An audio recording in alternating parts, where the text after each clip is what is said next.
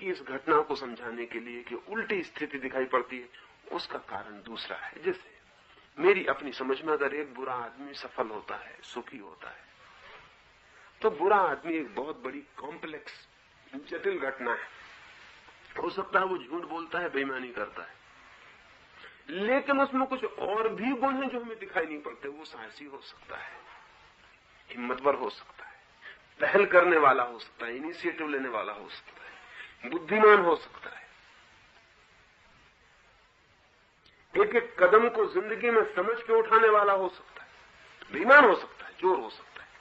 ये सब बातें हो सकती हैं। बुरा आदमी इतनी बड़ी घटना है कि उसके एक पहलू को कि वो बेईमान है देख के अगर आपने निर्णय करना चाहा तो आप गलती में पड़ जाए। और एक अच्छा आदमी भी बड़ी घटना है। अब हो सकता है अच्छा आदमी चोरी भी नहीं करता, बेईमानी भी नहीं करता, लेकिन हो सकता है बहुत भयभीत आदमी हो, शायद इसीलिए चोरी और बेईमानी न करता हो, बिल्कुल साहस की कमी हो, साहस कर ही ना पाता हो, जोखिम उठा ना पाता हो, बुद्धिमान ना हो, बुद्धिहीन हो। क्योंकि अच्छा होने के लिए कोई बुद्धिमान होना बहुत जरूरी नहीं, बल्कि अक्सर ऐसा होता है कि बुद्धिमान आदमी का अच्छा होना मुश्किल हो जाता है। बुद्धिहीन आदमी अच्छा होने के लिए मजबूर होता है, कोई उपाय नहीं, क्योंकि बुद्धिहीनता बुरे होने में फौरन फंसा देती।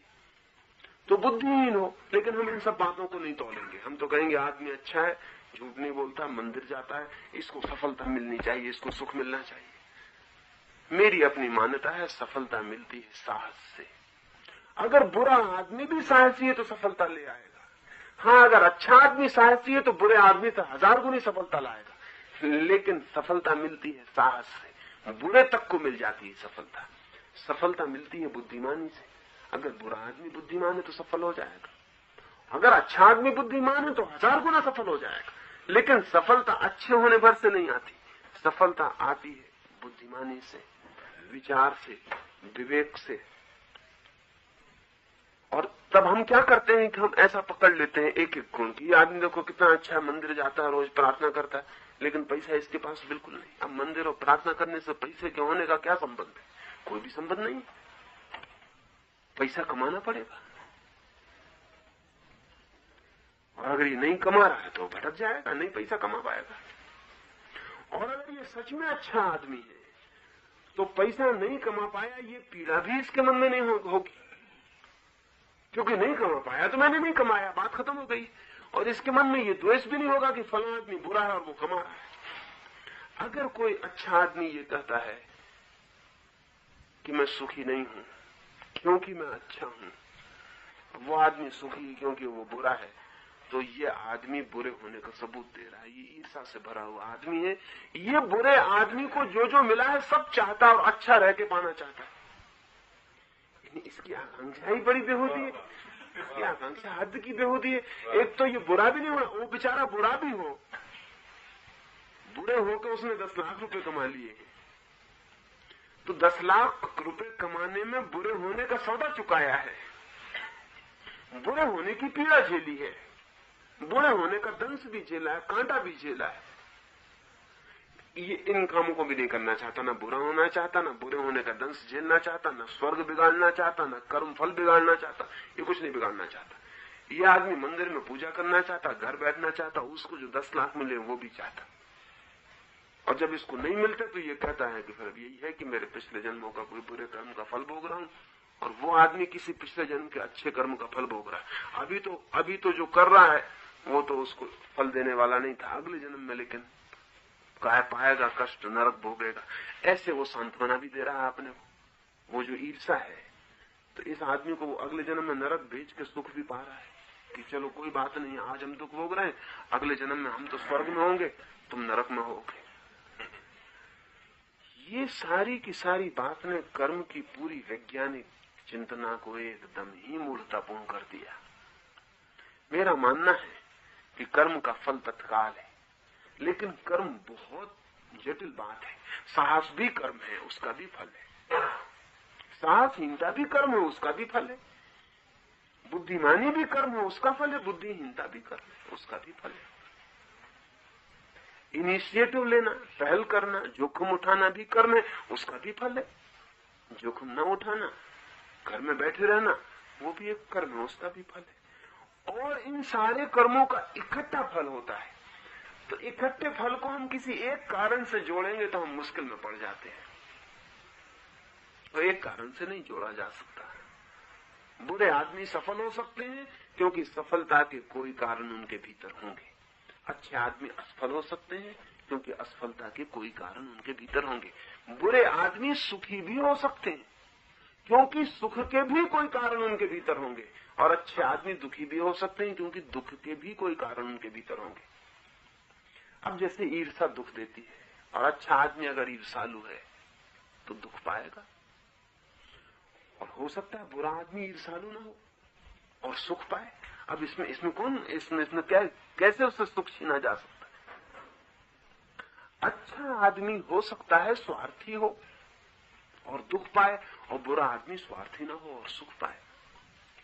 मेरे एक प्रोफेसर थे, शराब पीने की आदत थी, और यूनिवर्सिटी में उनसे ज्यादा बुरे आदमी का किसी को ख्याल ही नहीं था कि एकदम बुरे आदमी। कितनी स्त्रियों से उनका संबंध रहा, ऐसा कुछ ठिकाना नहीं था। शराब पीते थे, जुआ खेलते थे, लेकिन मेरा उनसे दोस्ताना था, और मुझे कभी कभी अपने घर ले जाते, मुझे घर सुलाते। मैंने देखा, लेकिन बड़ी मजे की बात, कभी शराब वो अकेले न पीते थे, कभी नहीं। 10-5 मित्रों को इकट्ठा न कर लें तो शराब न पिए, 10-5 मित्रों को बुलाना ना तो सांझ का खाना ना खाएं, उस दिन उपवास ही हो जाए। मैंने उनसे कहा ये क्या? वो कहते हैं कि अकेले भी क्या खाना, 10 होते हैं तभी खाने का सुख आता है। यह आदमी शराब पीता है, माना, और शराब पीने के जो दुख है वो भोगेगा, भोगता है, लेकिन यह आदमी बड़े अद्भुत अर्थ में निस्वार्थी है। उन पर कभी पैसा ना बचता, 10-15 तारीख तक उनका पैसा खत्म, क्योंकि अकेले खाना नहीं खाना है, अकेले शराब नहीं पीनी है, अकेले कुछ करने नहीं। वो कहते हैं कि मैं सोच ही नहीं सकता कि कोई आदमी अकेला बैठ के कैसे खाना खाता है। ये बात ही सोचने की नहीं, क्योंकि अगर हम खाने में भी साझेदार नहीं बना सकते तो जिंदगी बेकार है। मैं उनके घर जितने दिन रुकता, मैंने देखा उन्होंने कभी शराब न पी, तो मैंने उनसे कहा कि मैं आपके घर न रुकूंगा क्योंकि मेरे कारण आप शराब पीने से रुकते हैं। उन्होंने कहा कि नहीं नहीं, तुम्हारे होने से इतना मुझे आनंद मिलता है कि शराब पीने का ख्याल ही नहीं आता। वो तो पीता ही तब मुझे कोई आनंद नहीं जिंदगी में। तुम जब मेरे पास होते इतना आनंदित मैं होता हूं कि शराब पीने का सवाल ही नहीं है। अब ये जो आदमी है, ये आदमी कई अर्थों में सुखी था। यह आदमी कई अर्थों में सुखी था। इसका सुख देख के कई को ईर्ष्या हो जाएगी, लेकिन इसके सुख के अपने कारण थे। ये कई अर्थों में दुखी था, लेकिन दुख तो हम किसी का देखने नहीं जाते। ये भी ध्यान रखने जरूरी बात है, दुख तो हमें किसी का दिखता नहीं, सुख दिखता है, क्योंकि दुख तो आदमी के भीतर होता है, सुख बाहर फैल जाता है। असल में सुख की किरणें सदा बाहर बिखर जाती हैं, सुख फैलता है बाहर, और दुख आदमी भीतर सुकोड़ लेता है। तो दुख तो हमें किसी का दिखता नहीं, दुख सिर्फ अपना दिखता है, और सुख सदा दूसरे का दिखता है। दुख सदा अपना दिखता है और सुख सदा दूसरे का दिखता है। ऐसे ही शुभ कर्म तो हमें अपना दिखता है और अशुभ कर्म दूसरे का दिखता है, क्योंकि हमारा अहंकार कभी मान नहीं पाता कि हम भी अशुभ कर्म कर रहे हैं।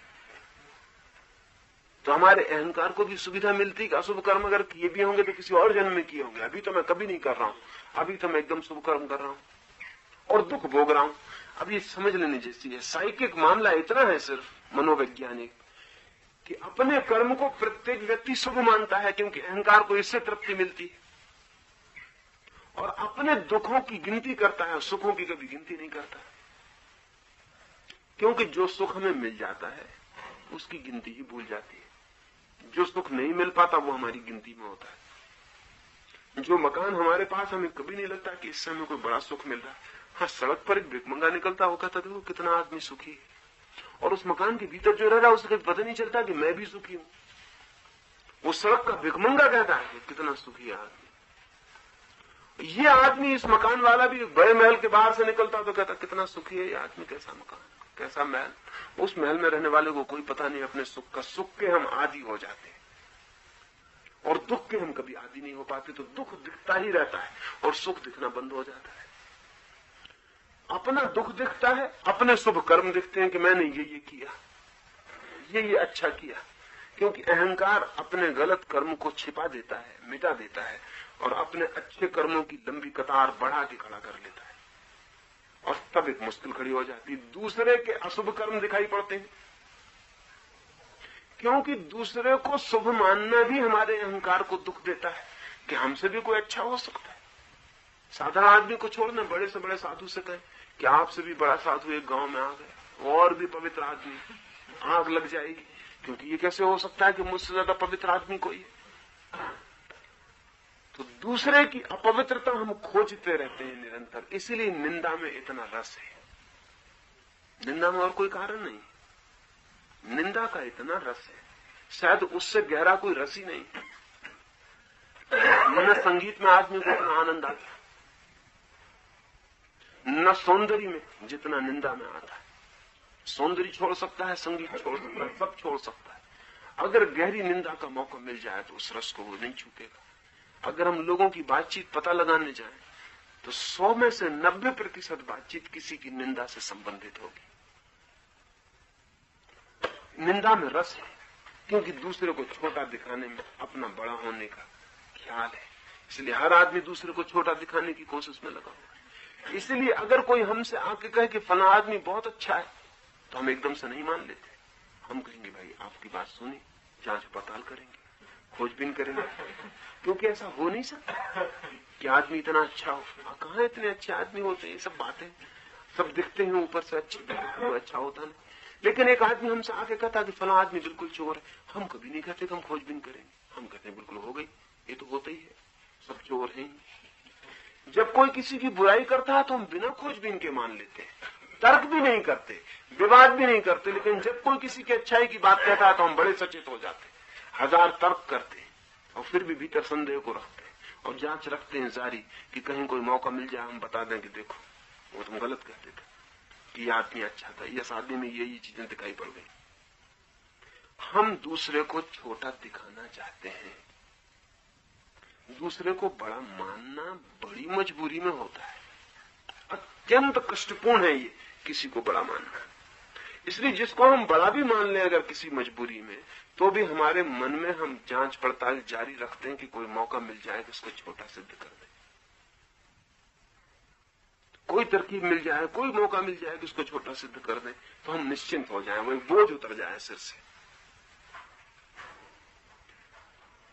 तो आदमी दूसरे का देखता है अशुभ और दूसरे का देखता है सुख, अपना देखता है शुभ और देखता है दुख, सारी उपद्रव हो गया। तब वो कर्मवाद के सिद्धांत में ये सब घुस गया। मेरी मान्यता यह है कि अगर कोई सुख भोग रहा है तो वो कुछ ऐसा जरूर कर रहा है जो सुख का कारण है, क्योंकि बिना कारण के कुछ भी नहीं हो सकता। अगर एक डाकू भी सुखी है तो उसमें कुछ कारण है उसके सुखी होने के, और अगर एक साधु भी सुखी नहीं है तो उसके कारण है। अब अगर 10 डाकू साथ होंगे तो उनमें इतनी ब्रदरहुड, इतना भाईचारा होगा जितना 10 साधुओं में कभी सुने नहीं गया है। सुने नहीं गया, कभी नहीं सुना गया कि 10 साधुओं में कोई भाईचारा, कोई दोस्ताना, कोई मित्रता। लेकिन 10 डाकुओं में ऐसा भाईचारा, ऐसी मित्रता, तो मित्रता की सुख है। वो डाकू भोगेगा, साधु कैसे भोगेगा उस सुख को? डाकू कभी एक दूसरे से झूठ नहीं बोलेंगे, बोलेंगे ही नहीं, लेकिन साधु एक दूसरे से बिल्कुल झूठ बोलते रहेंगे। तो सच बोलने का एक सुख है जो वो भोगेंगे, जो साधु नहीं भोग सकता। अकस्मात जो घटनाएं हो जाती हैं उसकी क्या? कोई घटना अकस्मात नहीं होती। असल में उस घटना को हम अकस्मात कहते हैं जिसका कारण नहीं खोज पाते। ऐसी घटनाएं होती हैं जिनका कारण हमारी समझ में नहीं पड़ता, लेकिन कोई घटना अकस्मात नहीं होती।